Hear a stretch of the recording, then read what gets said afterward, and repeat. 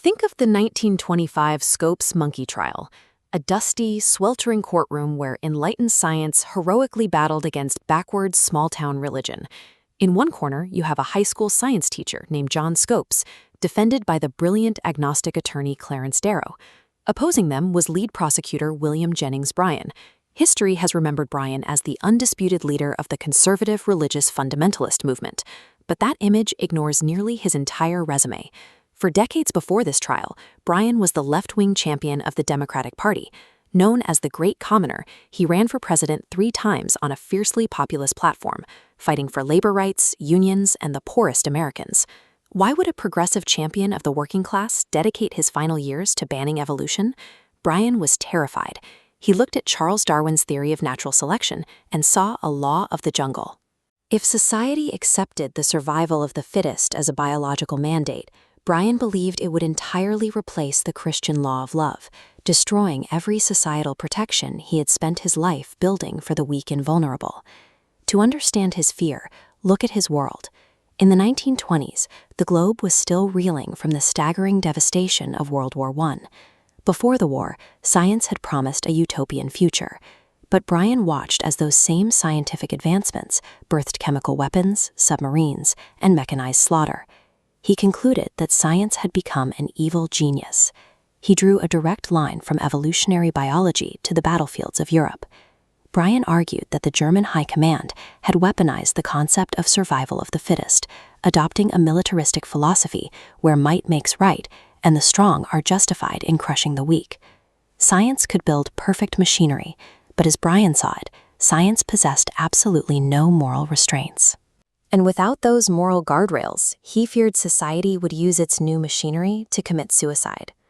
That fear of unchecked scientific philosophy soon arrived on American soil, highlighted by the infamous 1924 Leopold and Loeb murder case. 2 wealthy, highly educated teenagers murdered a 14-year-old boy simply to see if they could commit the perfect crime. Their defense attorney was Clarence Darrow, the very same lawyer who would later face Bryan in Tennessee. To save the teens from the death penalty, Darrow relied on biological determinism.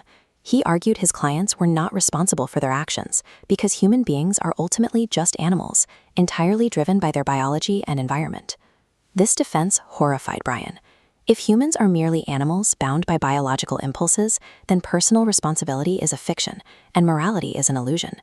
And he believed this exact philosophy was already being fed to children. The textbook at the center of the Scopes trial, a book called A Civic Biology by George Hunter, is rarely discussed today. If you open it, you'll find that it explicitly taught social Darwinism. The text organized human beings into a biological hierarchy, placing white populations at the very top of the evolutionary ladder. It went even further by actively promoting eugenics. The book described certain disadvantaged families as parasites on the state and advocated for keeping them in asylums to prevent them from reproducing. To Bryan, these textbooks were the primary tools of a scientific oligarchy, a mean-spirited attempt to impose a godless philosophy on the children of everyday taxpayers. All of this ideological tension exploded in the blistering heat of that Tennessee courtroom in the summer of 1925. In a stunning maneuver, Darrow called Bryan himself to the witness stand to defend the literal interpretation of the Bible. Under a relentless barrage of questioning, Bryan faltered and contradicted himself. Exhausted and humiliated, he died in his sleep just days after the trial ended. In the press, the trial was framed as a sweeping victory for science and modernity, a crushing blow to what reporters saw as rural superstition.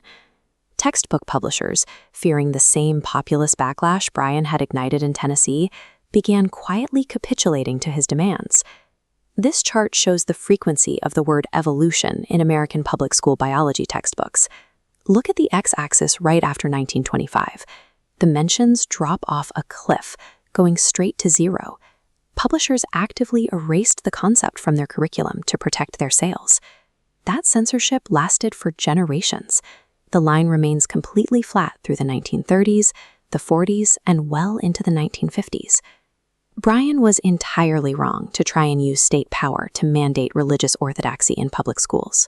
But his underlying fear, The anxiety that scientific advancement without moral restraint would lead to disaster was deeply prophetic.